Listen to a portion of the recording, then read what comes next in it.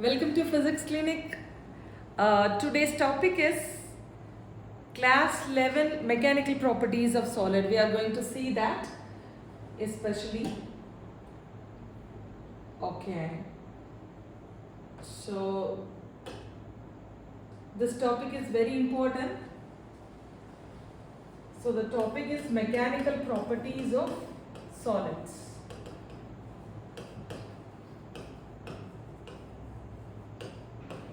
So you know about three states of matter: solids, liquids and gases. So out of it, solids has its own significant feature. What is the feature? The atoms are closely packed together so that the intermolecular attraction or the separation between any two atoms in a molecule is actually very small when compared to liquid state or solid state. Okay. So now first of all we are going to discuss about the elasticity. So before that you must know the property of a intermolecular or interatomic forces. What are intermolecular forces and interatomic forces? That I will explain you. So all of you take down this: interatomic forces and intermolecular forces. I think it's clear, it's visible to you. So first of all, the students, you must listen, you must understand what is interatomic forces and intermolecular forces. So better take down this, that interatomic forces are nothing but the force between atoms of an element. Okay, so the force between two atoms of an element is known as the intermolecular force, interatomic forces. Okay, so the force between molecules of a compound, if there is a molecule, so the molecules of a compound, the force between, so that is the intermolecular force. So these forces are electrical in nature. What is the meaning of electrical in nature? Electrical in nature, that means the ions are produced, that's all. So that is electrical in nature, both positive and negative charges. The atom has the tendency to lose its electron or gain its electron so that it forms a polarity, so the dipole moment is created in it. Okay, you know that if an atom loses one electron, for example, okay, so that is the cation. Say for example this is a cation, okay, that means positively charged ion, and the negatively charged ion, another negatively charged ion, that is anion is here. So if for example CH3COOH, if it produces CH3COO minus and H plus, or H2SO4, if it produces H plus and SO4 minus.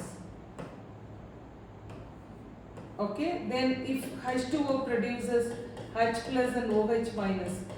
Since you know these two are actually, it may exist, it's a polar molecule, it may exist or it may produces dipole moment. So dipole moment is very important. So polarity exists in such a molecule, that is polar molecules, that everything we know. So here also the interatomic forces and intermolecular forces, we are just going to talk about. These atoms or these forces are electrical in nature. Okay, then depending on the distance between the atoms, this force may be attractive or repulsive, depending on the distance. Okay, attractive or repulsive. Take down this. Then these forces are responsible for the definite size or shape in a solid, right? So these forces are very much important for the shape and size of an atom, or shape and size of a solid, total solid. If you are taking total solid, this whether the force is attractive or repulsive, so it is highly responsible for the shape and size of the solid. Okay, so we come to know this force is expressed, or this force is stored as a potential energy in an object. You know that what is the potential energy? The force into displacement, some displacement, radial displacement. Since the atoms are spherical in nature, atoms or molecule, we are taking spherical in nature, so there must be the distance between two atoms must be named as r, right? So there is a radial distance, so force times distance. If the force is there, then radially it may be increasing or decreasing, right? That is the distance between the atoms or molecules. It might be in an increased manner or decreased manner. Then it should be, it is stored as a potential energy, that is the work done. So work done is always maximum negative, right? So in order to do the work against something, so it is always negative, so it is du by, we can take negative du by dr. So this force also in the form of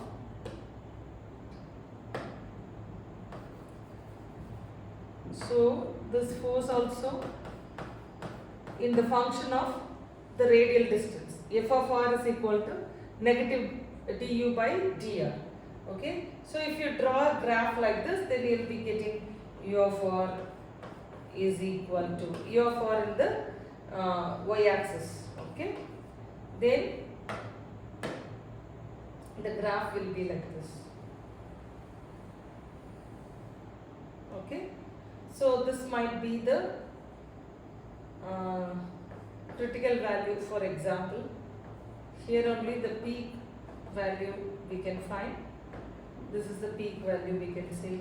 So let me draw like this.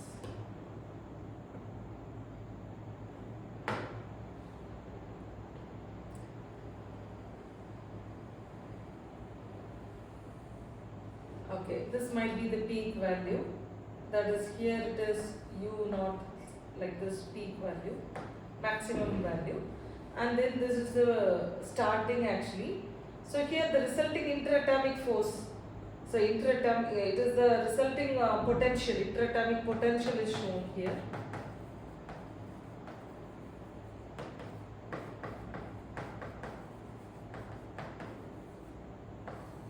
So based on this, we can derive all these things, du by dr. So u of r, and then with respect to r it is given. Okay, the force also can be taken in such a way that, like, one second.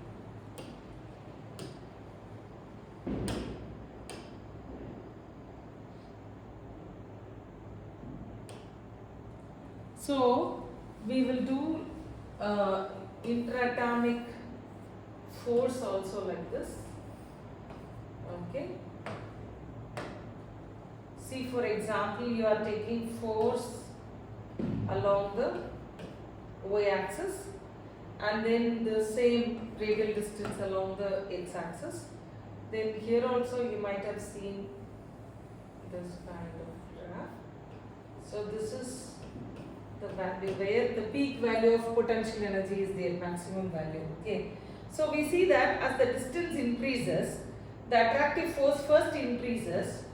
Okay, and then the attractive force first increases and then decreases at 0 at a separation where the potential energy is minimum, right? And then here it is decreases. Okay, so for a smaller distance the force is repulsive.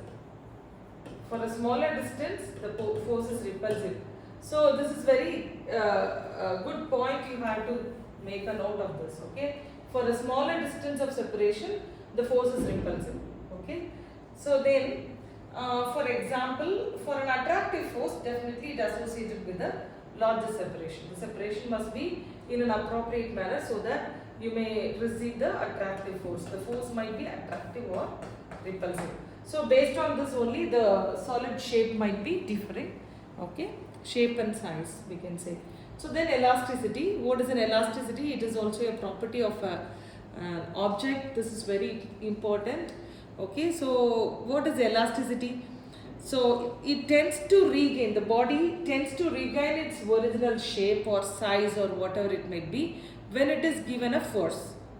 So after, that means when the force is applied on a body, on an object. Okay, then what happens? The body may reshaped or the body gets deformed. Okay, so suppose if the body gets deformed, if the deforming force applied already is removed from the body, then what will happen? So the body regain its original shape or position, then that type of property is known as elasticity. Okay, like a rubber. Okay, so if a force is applied on a body, definitely the deformation occurs on an object, whether it's shape, size or something. Suppose if the deforming force is taken away, then again it regains its original shape or position. Okay, so then that property is known as elasticity.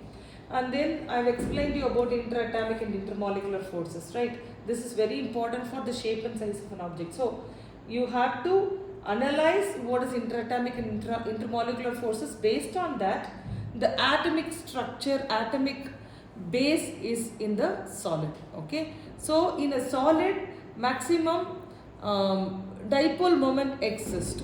Based on that, the polarity of the molecules, based on that, repulsive force and attractive force will be. So if there is repulsive and attractive forces between, then that must be stored as a potential energy, so that the deformation happens. Okay, so we will discuss this in a detailed manner further. So before that, you have to go through this elasticity, as well as the opposite to this elasticity is plasticity. That also we are going to see.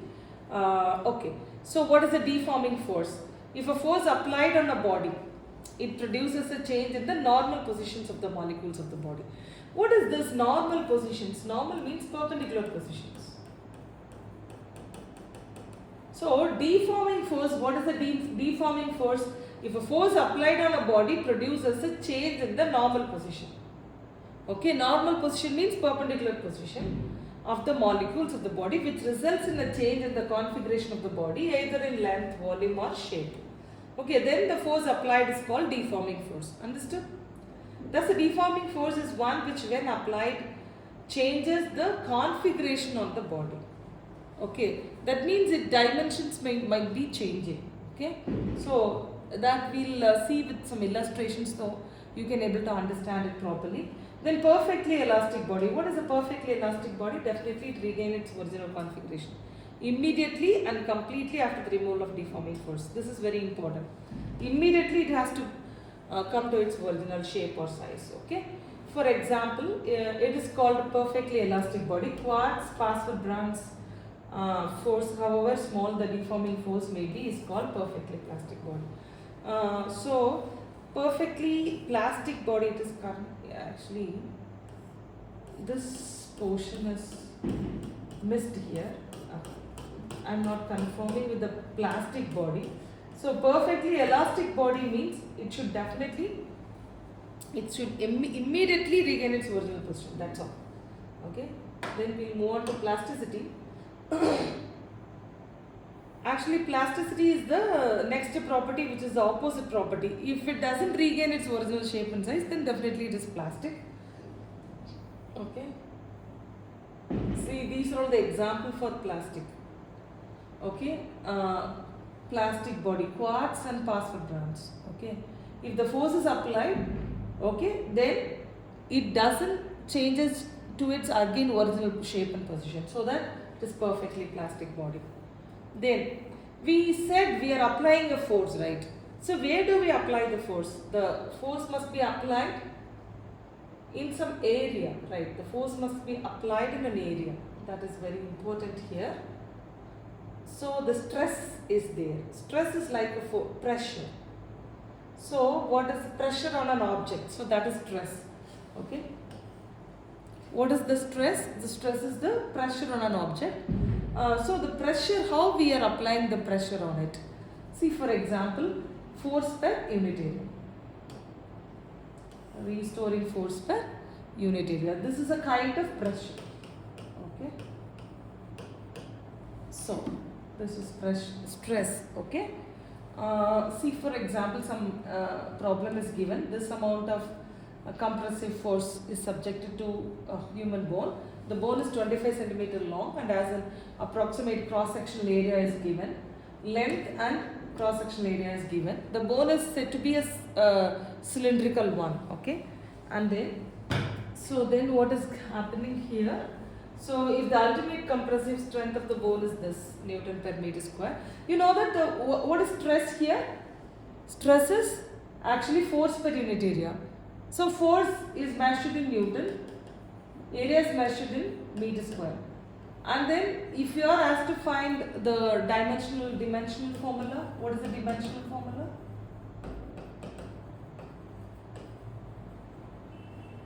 So let me show you with some simulations, then it is easy for you to understand. Okay, you may go through this, then I will explain you about the dimensional formula. Then the bone is 25 cm long and the area of cross section is 4 cm square. If the ultimate compressive strength of the bone is this, will the bone be compressed or will it break under this force? This is the question. So you can just divide these two, right? Force divided by 4, right? It is subjected to this particular force. So what is the stress? Here 5 by 4 will be, okay, 1.25 times 10 power 5. This 4, if it goes to numerator, then it will be plus 4. So 1.25 times 10 power 9. So it will be taken as 12.5 into 10 power 8 Newton per meter square. So like a way, so what is the stress now? The stress is now exceeding the ultimate. This is the ultimate compressive strength of the bone, okay? But 12.5 into 10 power 8 is absolutely exceeding this compressive strength, ultimate compressive strength. So definitely the bone may break, right? So you can check with the stress level based on that. This is the viability of that particular bone. So based on that you can able to judge whether it will break or not, okay? Same way the next example also given, you can go through it. So the material breaks up under a stress of this. So it is given, it is the ultimate stress, it breaks, okay. If the density of the material is this kilogram per meter cube, density means you know mass by volume, so kilogram per meter cube, okay. Calculate the length may break under its own weight. Here length is asked, okay. You have to take acceleration due to gravity as 10 meter per second square. Here they have stated some designation for length, area and density, okay. The stress due to the weight is, what is the stress due to the weight? This force is now taken here as weight. Force can also be taken as a weight, that is mass times acceleration due to gravity. Force can be usually defined by the Newton formula, that is mass times acceleration, linear acceleration. Here we are giving mass times acceleration due to gravity. And then per unit area, so it will be equivalent to what? Length times density times gravity. How we can derive? So this is actually mass times gravity. This weight is, what is the area? Meter square, right? Area is meter square. So how we can achieve this? What is actually W by A? We can equate to L rho into G. What is L?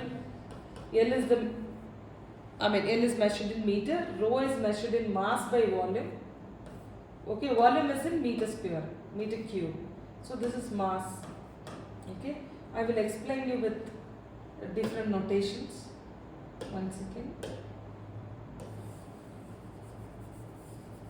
See here. What is mg? Mass can be measured in terms of kilogram. G will be meter per second square, right? So G is acceleration due to gravity. Then the area can be measured as meter square. Right. Now we are going to equate this to the right side, RHS. So here what will happen? 1 m gets cancelled. So kilogram. If you bring this meter to the numerator, it will be meter inverse and then s power minus 2. So how it will becomes actually L, you can write it in meter. Rho is mass by volume. So kilogram by volume. And then acceleration due to gravity is meter per second square. So how many meter gets cancelled? So here the resultant will be kilogram meter inverse second inverse square. So LHS is equal to RHS right now. So we can equate this based on the dimension formula. Okay, we can equate. So this is also one of the relation you can keep in your mind. We can write stress in various different derivative. Okay, different derivations we can express the stress. Okay, W by A is equal to LPG.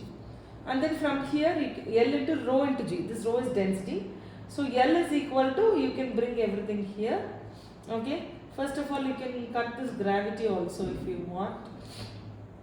Okay, then you can apply everything and then find the answer. So this is very important, easy. Okay, take a note of this. We'll move on to the explanation.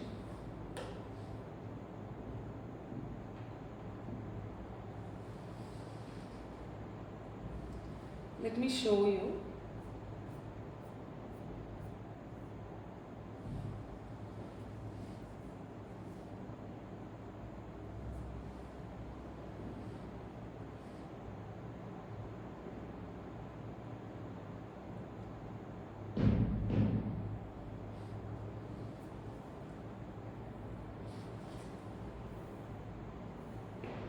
Some example.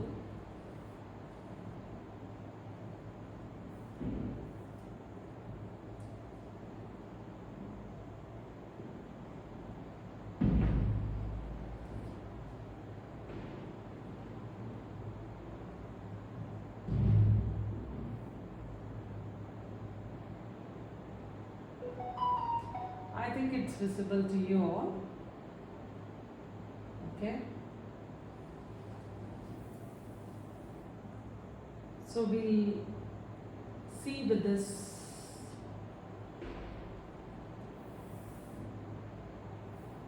I'm going to explain through this video.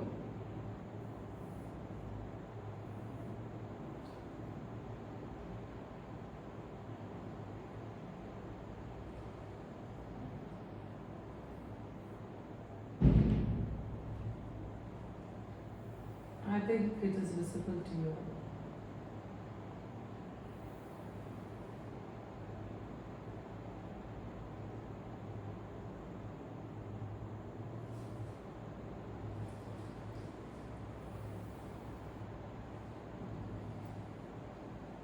So what we learned?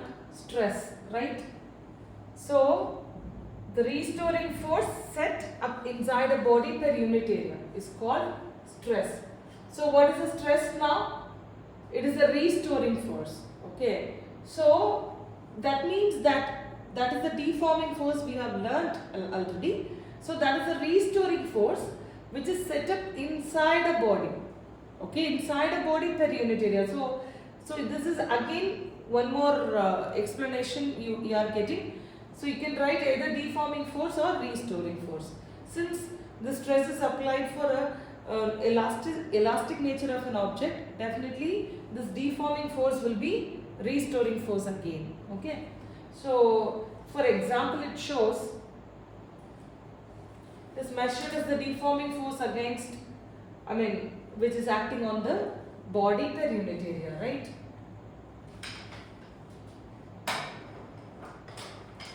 So next one, what is the unit we saw? It is force per unit area we saw, right? Listen to this. I will explain you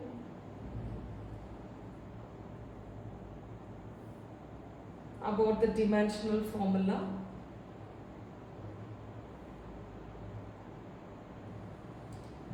So how the dimension formula will come? We know that Newton per meter square will be what?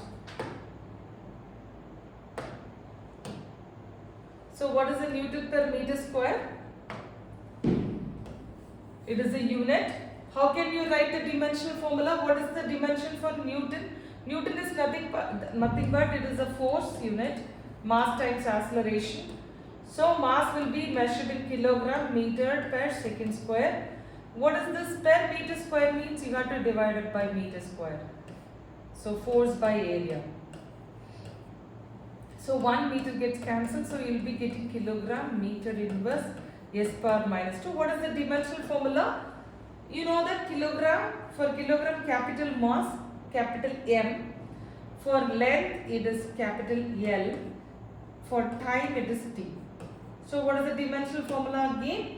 This M L power minus 1 T power minus 2.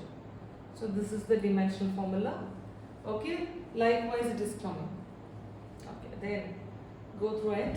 So what it says, you're applying a force here, right?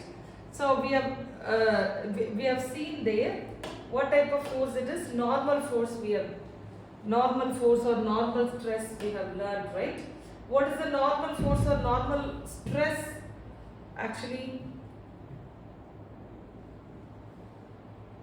so the normal force or normal stress will be like, so this one. You should go through this. What is the normal force applied to a body, applied to an object? So this is the normal force. So this weight is going to, this weight or force is applied on this particular area, on this surface area. So this is the surface area. So on this area, this weight is going to be applied, or we can say it is the force. Now the force is applied perpendicular to the surface, right?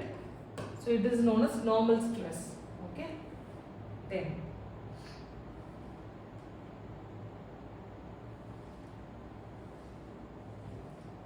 see here, the restoring force or the deforming force, how it is actually, it might be tangential stress. Okay, so I'm always explaining you, my dear children, the force might be, the stress might be applied tangentially also. See, for example, this book, okay, at the top of the book you can apply the force along the surface like this, so that you may, so suppose this is the book dimension, for example, initially it might be here, okay. Now suppose, for example, here you may receive the tangential force is applied, then what happens? Angular stress will be there, angular strain will be there. First, initially it might be like this, okay. Now it might be like this. This is the initial book, for example, initial shape of the book. If you apply the force like this tangentially, you are just pressing the book and then you are applying the force, okay, then what will happen? The book may suffer angular strain, okay. So what will happen? If the stress is applied, the object suffers some strain, or the strain is developed in an object. Okay, that and all we are going to see. First of all, we'll see about only the force per unit area, that is the stress. Okay, so there are different types of stress, that also we are going to learn here right now. For example, you might have seen the normal stress, right? This is tangential. Okay, that means it must be the stress in a horizontal direction, that is tangential. That is normal, this is tangential. It is actually scientific words or physics words, the terms of physics you must use for especially this force per unit area. Normal means perpendicular, tangential means it is parallel to the ground, okay, to the surface where it is going to be applied. There are different types of stress explained over here. So longitudinal stress, that is lengthwise. If the stress is applied lengthwise, linear wise, then that is longitudinal. Then volumetric stress. If the object is given bulk stress, or if you just crush the ball or something, okay, so it is, the force is applied, the stress is applied overall its area, right? So overall volume, bulk, okay. So that is volume stress. And then shearing stress, we saw tangential stress, right? So that is the shearing stress, okay. If you apply tangential force, definitely the book may suffer some angular strain. So that is shearing stress here, okay. So when a normal stress changes the length of a body, then it is called longitudinal stress, okay, here for example, okay. So this one is longitudinal stress. So this is all stress is nothing but like a pressure deforming force per unit area. See here, For example, they have taken a rod of length L, for example. So if the force is applied like this, or it is said to be the tensile strength. So until which it can withstand, until what force it may withstand. Okay, so it may withstand until some force, means that is its tensile strength, we can see. So the stress might be compressive also. Not only expandable or relaxable stress, it might be compressive also. So this I have explained you right now. If you just apply, if you crush a ball or balloon or something, it is the bulk stress or volume stress. You can explain. Okay. Then, yeah. So the force applied should be normal to the body. This is very important. Okay. The force applied is normal to the object. That means it is affecting the interatomic force.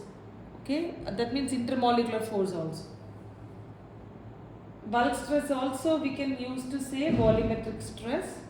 It is force by unit area.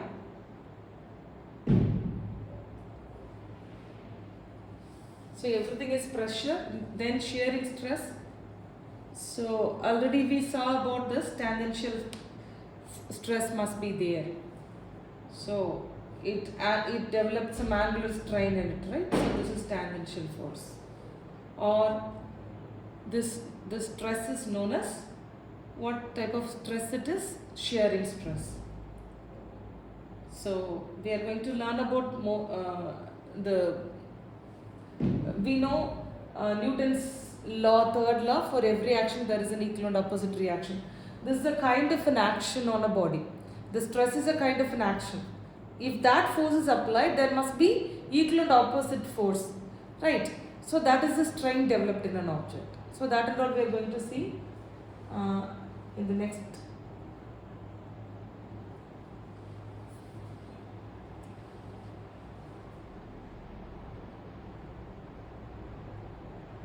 Okay. This is all the different types of stress. Then we'll move on to the chapter right now.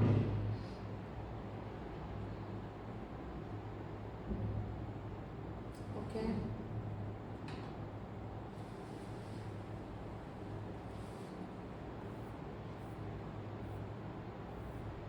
I will explain you.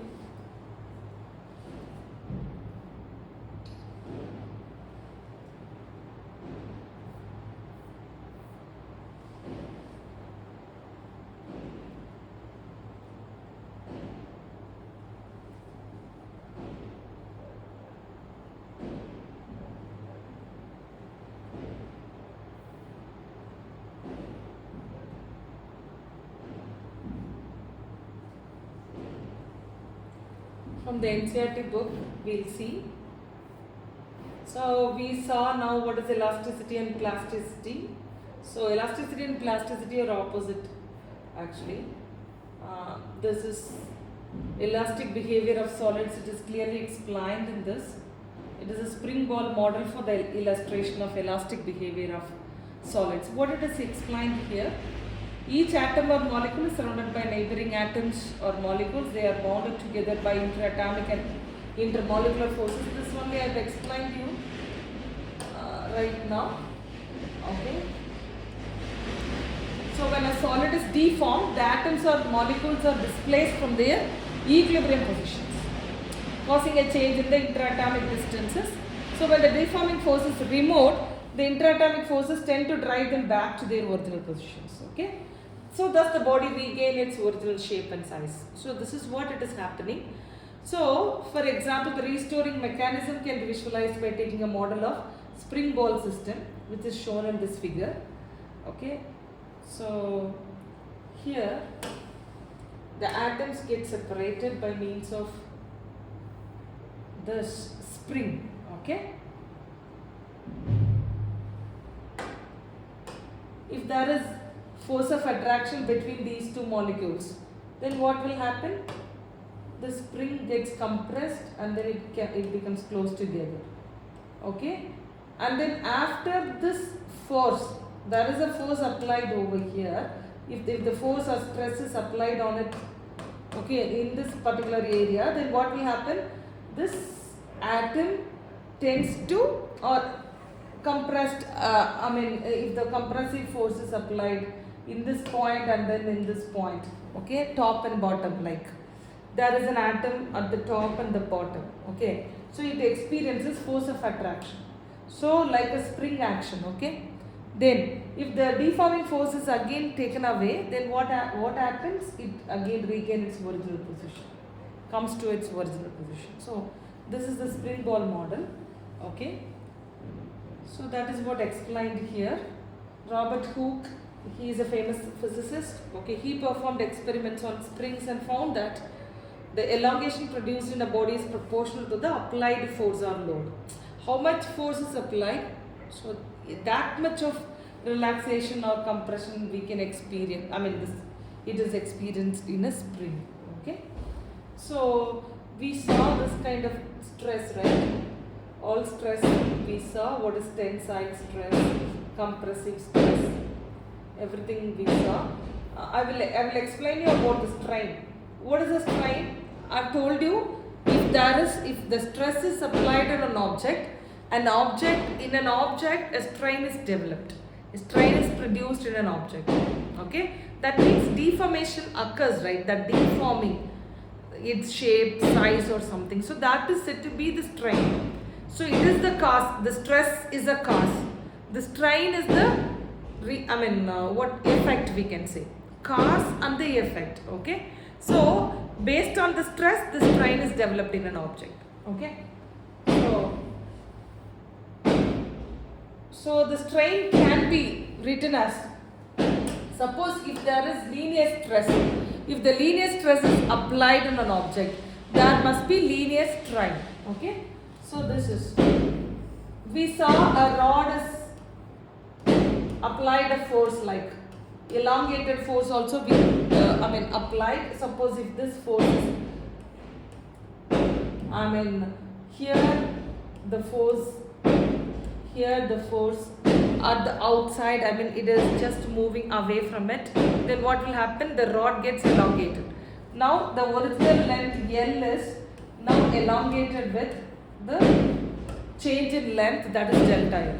Okay. Suppose if the force is like, if the two forces are in inward direction, okay, then what will happen? The rod gets compressed and then this delta L is subtracted from the original length. For example, there must be change in length. So that change in length is represented by delta L by L. Okay. You know different types of stress. Okay. If it is longitudinal stress, then there will be developed in a body longitudinal strain. Okay. So longitudinal stress can be written as force by area. Longitudinal strain can be written as delta L by L. Okay. So it is a ratio, then we are going to find out that ratio also. You know about the shearing stress or tangential stress. So we saw some example of a book. So here, this is shearing strain. I told you, no, the strain is developed angularly. The angular strain is developed by an object, right? By a book. So if you saw a book, the book is now, we saw, right? So if you apply a force on it, then the angle, actually initially the angle is like this. Okay. If you apply the force, then it is getting tilted right now. Okay. The angle is tilted. So there is a strain in this angle, right? So just named as delta X by L. What is the shearing strain? It is given in your book as delta X by L. How it is given delta X by L? I'll explain you. Suppose here some tangential. So this is actually, first one is longitudinal. Okay, I've told you, no, some L plus delta L will be there. If there is compression, then it will be L minus delta L.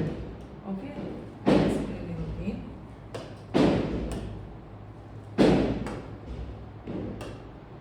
Okay, if the force is applied on it like, okay, then there will be, here the object will be, right?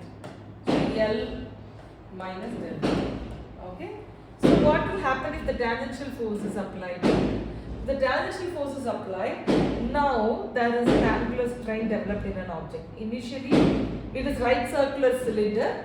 Okay, that is, it forms a right angle triangle, right circular cylinder. Now it forms an angle theta. Understood? So it gets displaced from this position to this. So there is displacement, delta x also. Okay, so delta x, what is the length? The length of the cylinder. This is the length of the cylinder. Okay, if you imagine this as a right angle triangle. If you imagine this as a right angle triangle, this is delta x. I'll explain you again. So this is the right angle triangle.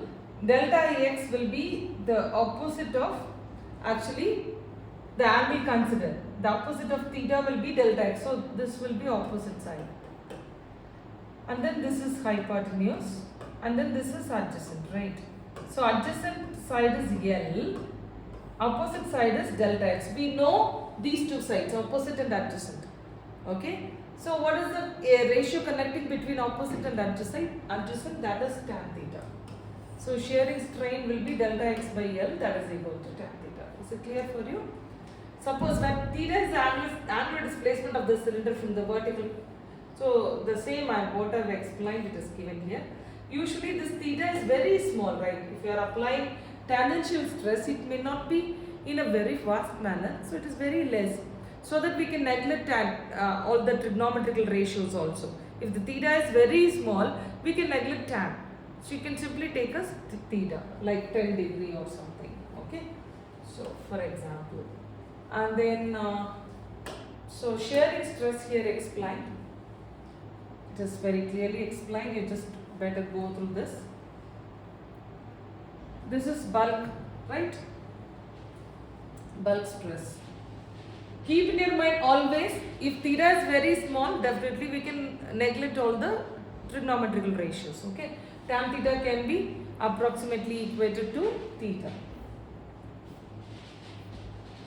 Then we will see this hydraulic stress also. What is the hydraulic stress?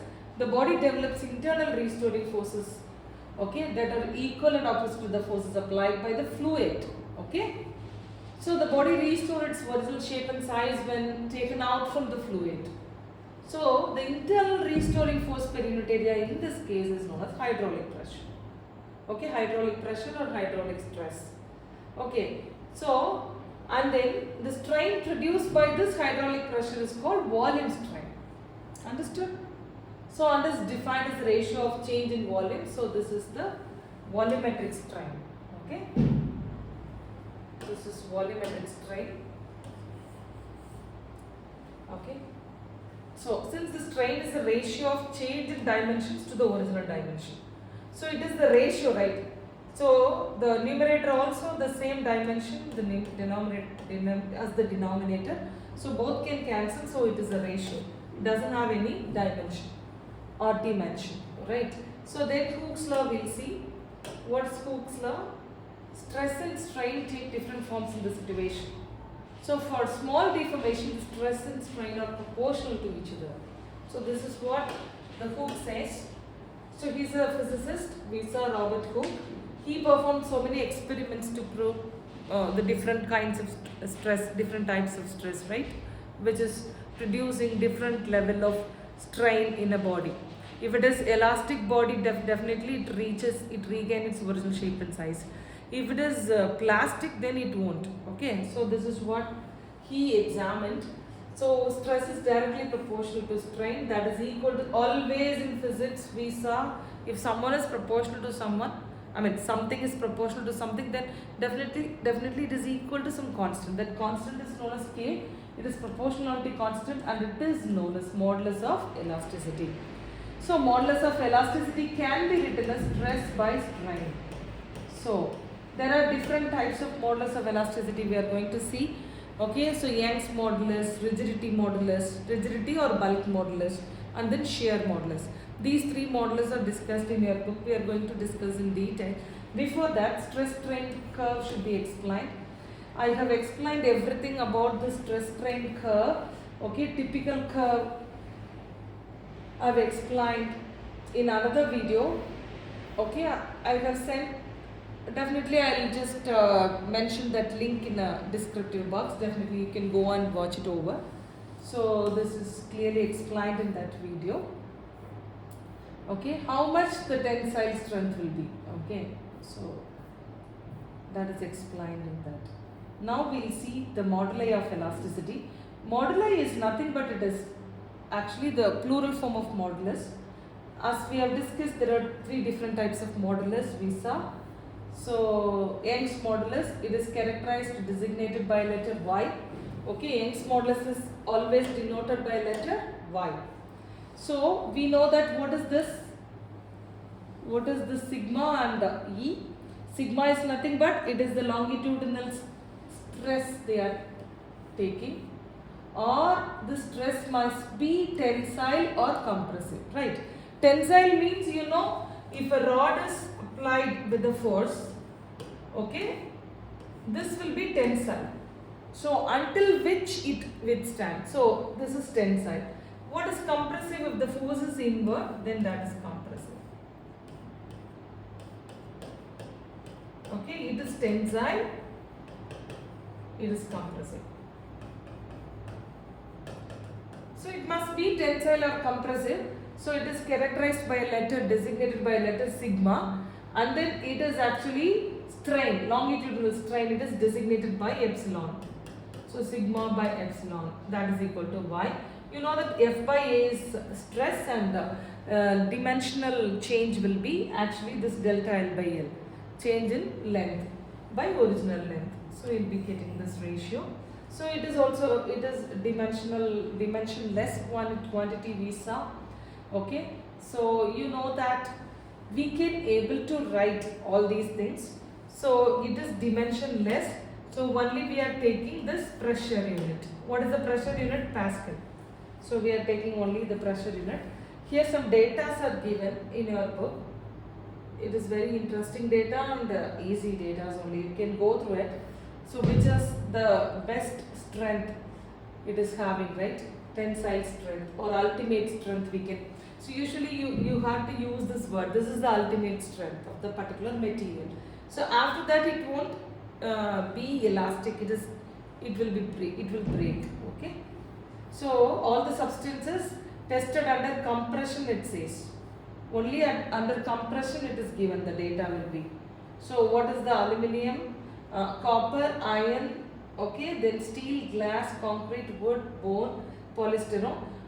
In this glass, wood and bone are tested under compression. Remaining you can test under tensile also or compression also. Okay, so it is given here. You can go through this example. It is very easy example only. Okay.